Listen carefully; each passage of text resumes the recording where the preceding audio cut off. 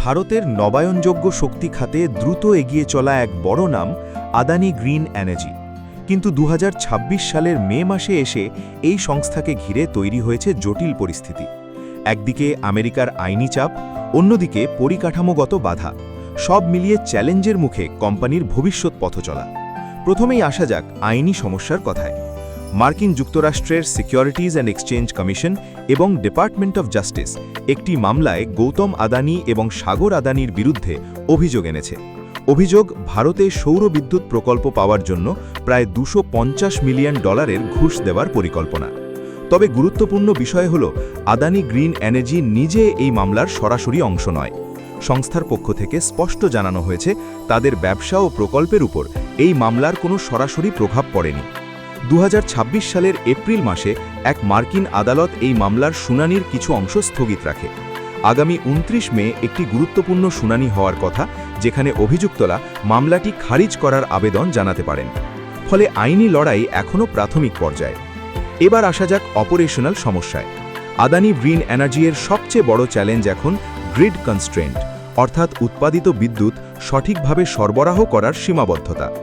আগে যেখানে বছরে 7-8 গিগাওয়াট প্রকল্প বাড়ানোর পরিকল্পনা ছিল, এখন তা কমিয়ে 4.5 থেকে 5 গিগাওয়াটে নামিয়ে আনতে হচ্ছে।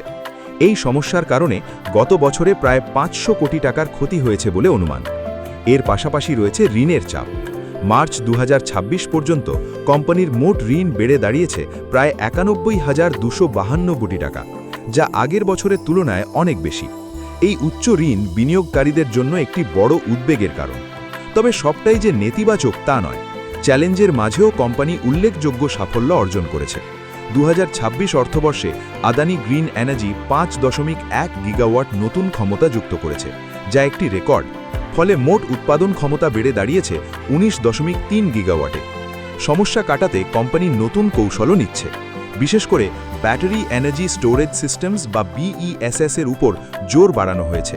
পরিকল্পনা, প্রতি বছর 10 গিগাওয়াট ঘন্টার বেশি স্টোরেজ ক্ষমতা তৈরি করা। এতে গ্রিডের সমস্যার কিছুটা সমাধান হতে পারে। আরেকটি বড় প্রকল্প হচ্ছে গুজরাটের খাভরা রিনিউয়েবল এনার্জি পার্ক, যাকে বিশ্বের বৃহত্তম নবায়নযোগ্য শক্তি প্রকল্প বলা হচ্ছে। এই প্রকল্প ভবিষ্যতে কোম্পানির বৃদ্ধির বড় ভিত্তি হতে পারে।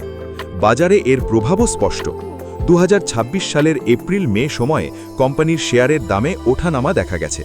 দাম প্রায় 1230 থেকে 1250 টাকার মধ্যে ঘোরাফেরা করেছে।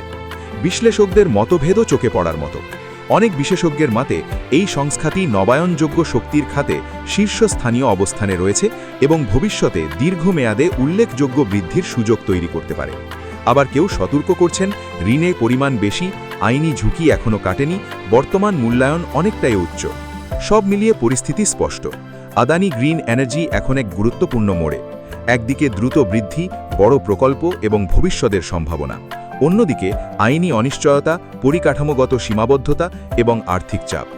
আগামী কয়েক মাস, বিশেষ করে 29 মের আইনি শুনানি এবং গ্রিড সমস্যার সমাধান এই সংস্থার ভবিষ্যৎ দিক নির্ধারণে বড় ভূমিকা নেবে। অর্থাৎ এই গল্প এখানেই শেষ নয়, বরং সবচেয়ে গুরুত্বপূর্ণ অধ্যায়টা বাকিই রয়েছে। ব্যুরো রিপোর্ট, আর+ নিউজ।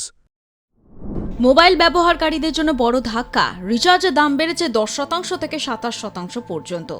আগে যে প্ল্যানে কম খরচে কাজ চলত, এখন সেই একই সুবিধার জন্য দিতে হচ্ছে অনেক বেশি টাকা। প্রশ্ন উঠছে, কেন এই হঠাৎ দাম বৃদ্ধি, আর এর প্রভাব কতটা পড়ছে সাধারণ মানুষের পকেটে? 2024 সালে জুলাই মাস থেকে দেশের 3 বড় টেলিকম সংস্থা জিও, এয়ারটেল এবং ভোডাফোন আইডিয়া একযোগে তাদের ট্যারিফ বাড়িয়েছে। উদাহরণ হিসেবে ধরা যাক, আগে 28 দিনে 1.5 GB ডেটা প্ল্যান যেখানে ছিল 239 টাকা, সেটা এখন প্রায় 299 টাকা। আবার 2 GB ডেটা প্ল্যানের ক্ষেত্রে খরচ আরও বেড়ে 349 টাকা পর্যন্ত পৌঁছেছে।